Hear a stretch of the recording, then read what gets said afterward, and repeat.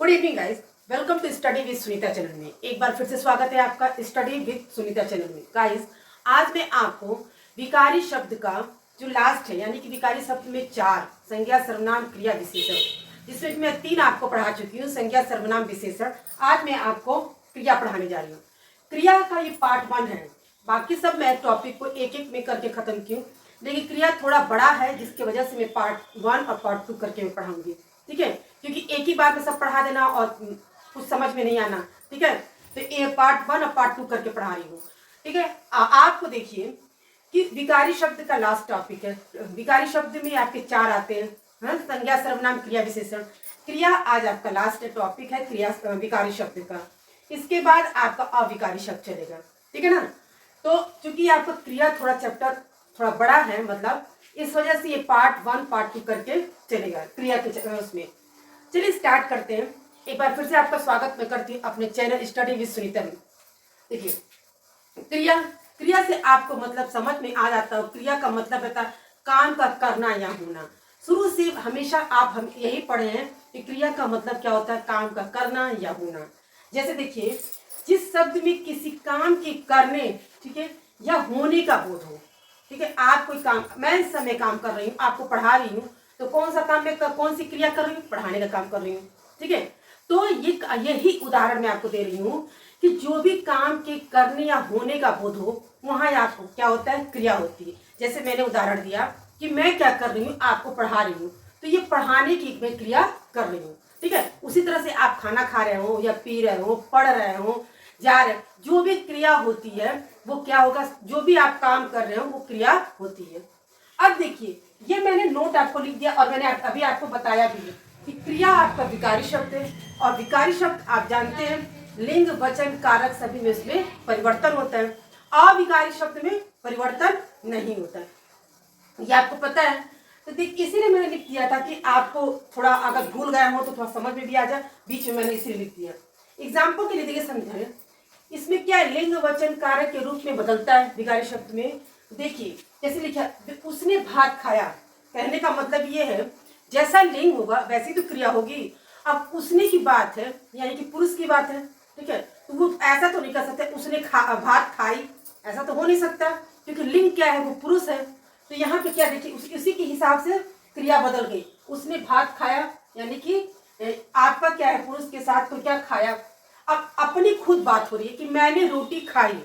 आप ये तो कह नहीं सकते हैं कि मैंने रोटी खाया, क्योंकि आप खुद बात कर रहे हैं। तो जो आप, या तो आप पुरुष होंगे या स्त्रीलिंग होंगे। ठीक है, तो जब आप खुद की बात कर रहे हैं तो आप अपनी बात कर रहे हैं, तो उस हिसाब से बात कर रहेंगे। तो अपने लिंग के हिसाब से तो क्या होगा, मैंने रोटी खाई। ये था आपका, मैं ये समझाना आपको चाह रही थी कि विकारी शब्द को मैंने पढ़ाते समय, जब शब्द विचार का ये चैप्टर शुरू किया था, मैं उसमें बताई भी थी। लेकिन आज मैं आपको इसलिए बताना चाह रही हूँ क्योंकि पूरा आपका धातु इसी पे डिपेंड है। ठीक है ना। तो ये मैं आपको बताना चाह रही थी कि आपको ये पता है कि विकारी शब्द में कौन कौन से आते हैं। ठीक है ना, 4 आते हैं, संज्ञा, सर्वनाम, क्रिया, विशेषण, जो मैं आज आपको क्रिया पढ़ाने जा रही हूँ। ठीक है ना। ये भी आपको पता है कि ये जब विकारी में आता तो विकारी शब्द में ही आएगा, ये भी आपको पता है।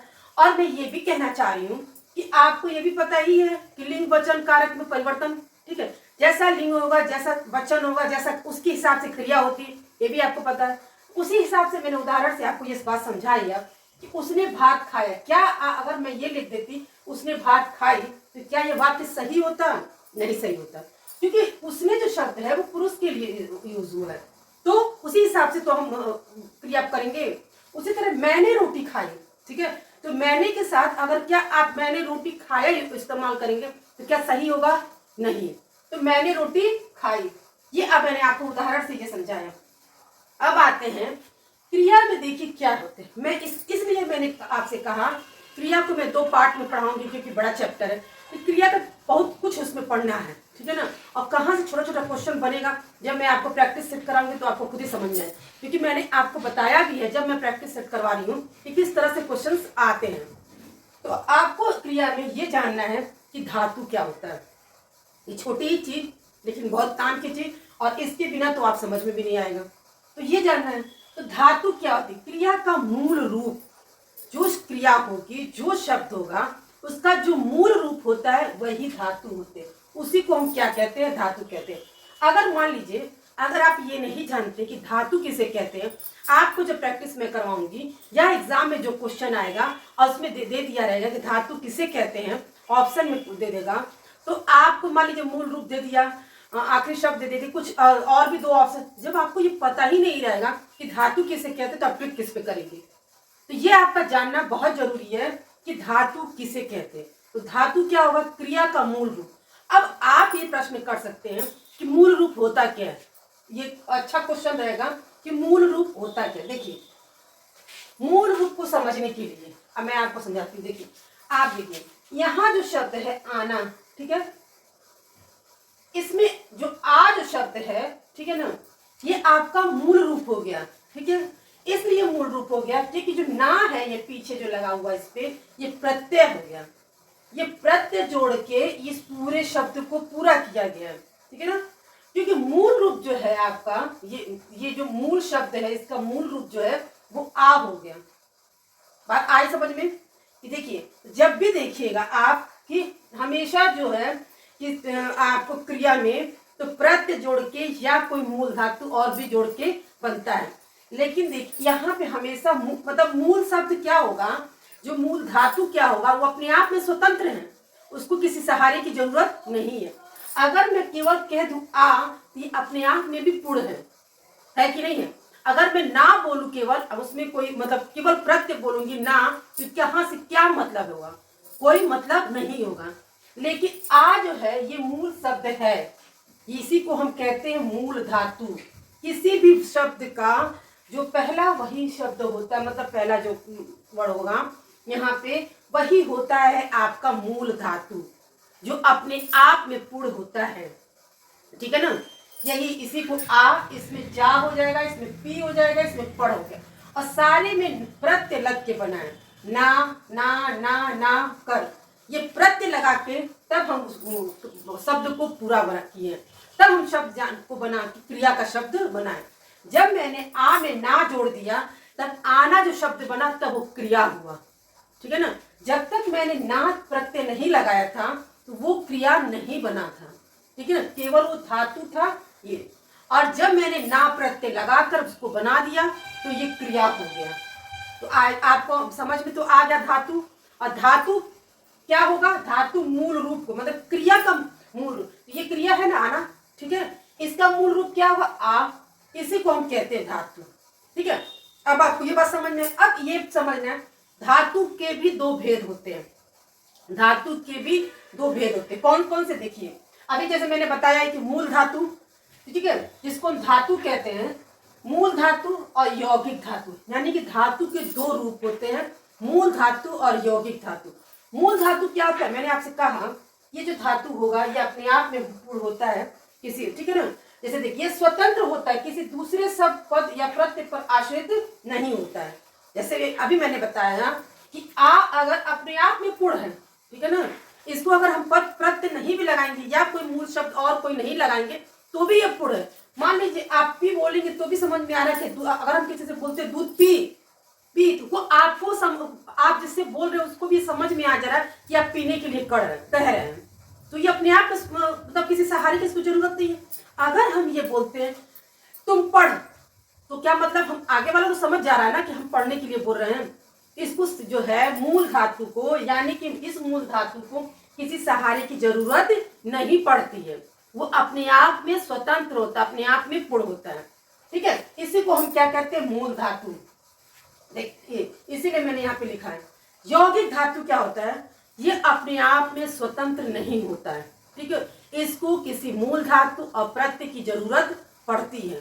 बिना किसी प्रत्यय के जोड़े और बिना किसी मूल धातु के जोड़े ये नहीं बन सकता है, ठीक है, नहीं होती। क्योंकि देखिए जैसे है बैठना, ठीक है, अगर हम केवल ना, देखिए अब यहाँ मैं आप बताऊं ये ना है, अब ये ना के प्रत्यय है, ठीक है, अगर इसमें हम कोई मूल धातु नहीं जोड़ेंगे, ठीक है ना, तो कैसे कोई मूल शब्द अगर हम नहीं जोड़ते तो ये कैसी क्रिया बनेगी, बोलिए, तो कोई क्रिया नहीं बनेगी, क्रिया वाला शब्द नहीं बनता।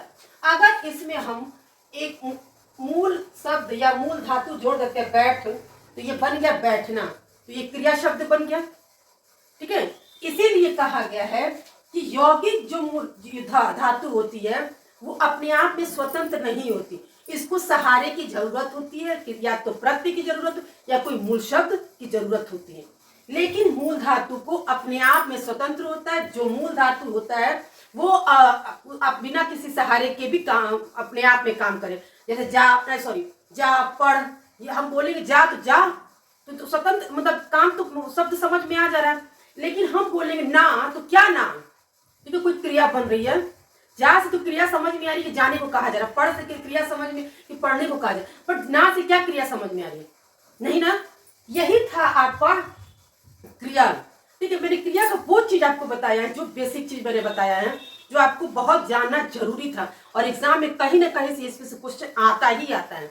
इसीलिए मैंने इसको 2 पार्ट में करके मैं पढ़ा रही हूँ, ताकि आपको एक एक चीज में पढ़ा सकूं और एग्जाम की दृष्टि से मैं बता रही हूँ, ताकि एग्जाम में आना ही आना है, कंफर्म है। ठीक है, एक बार देखिए फिर से समझते हैं क्रिया क्या है। ठीक है, तो आपको समझ में आ गया होगा। क्रिया यानी जिस शब्द को कहते हैं इसमें काम के करने या होने के पर, और काम आप जो भी दिन भर में करते हैं वो काम क्रिया ही होती, चाहे खाना बनाना, पढ़ना, लिखना, सोना, बैठना, जो भी क्रिया होती है, जो भी काम आप करते हैं सब क्रिया होती है। ज्यादातर आपको जो मूल शब्द में ना ही लग जोड़कर आपकी क्रिया बनती, ज्यादातर मोस्टली आपके ना शब्द ही जोड़ के आपकी मूल धातु में क्रिया बनती है। ये भी एक फैक्ट है क्रिया पहचानने का। ठीक है, ये भी एक टिप समझ लीजिए इसको क्रिया पहचानने के लिए। ठीक है, उसके बाद आता है क्रिया में हमको क्या पढ़ना है, धातु। धातु क्या होती है? ठीक है, यानी कि इसको हम धातु किसे कहते हैं? तो धातु वो होगा जो मूल रूपों में ना, नी, ने, ता, ती, ते, या, ये सब प्रत्यय लगाकर क्रिया का विभिन्न रूप बदलते हैं। हम धातु का क्या मतलब क्या हुआ? जैसे मान लीजिए ये आपका आ है, ये धातु हो गया, इसमें मैंने ना प्रत्यय लगा दिया तो बन गया आना। यानी कि धातु का मतलब यही हो गया कि जो आपके धातु वाले शब्द में जो होगा उसमें प्रत्यय, यानी कि प्रत्यय या कोई भी मूल रूप को प्रत्यय लगा के उसके रूप को हम बदल सकते हैं। ठीक है ना। अब बोलेंगे आना, जाना, खाना, पीना, जाऊंगा, करूंगा, इस तरह का। इसमें जब प्रत्यय जो लगाएंगे उसकी क्रिया का विभिन्न रूप बदल जाता है। ठीक है ना। जैसे क्रिया मतलब जैसा लिंग वचन रहेगा वैसा, जैसे मैंने पहले ही बताया कि यहाँ पे या लगा दिया तो खाया हो गया, यहाँ पे ई लगा दिया प्रत्यय तो खाई हो गया। तो किस हिसाब से हमने बदला है? आपके लिंग के हिसाब से मैंने बदल दिया। पुरुष लिंग के हिसाब से मैंने खाया कर दिया और मैंने अपने हिसाब से सर्फ के लिए तो मैंने खाई कर दिया। यही था, यही चीज आपको समझना था कि धातु में वो मूल रूप को कहते हैं। आपका मूल रूप क्या हुआ? आ, जा। ठीक है, वो मूल रूप या मूल शब्द इसी को कहते हैं। और इसी में हम प्रत्यय, कोई भी प्रत्यय जोड़ेंगे, जैसे ना, नी, ने, ता, ती, ते, या, ई, गा, गी की बहुत प्रत्यय है, उनको जोड़ के हम क्रिया का विभिन्न रूप बदलते हैं। अब इसके बाद आता है धातु के भेद। तो धातु के आपके 2 भेद हैं। ठीक है ना।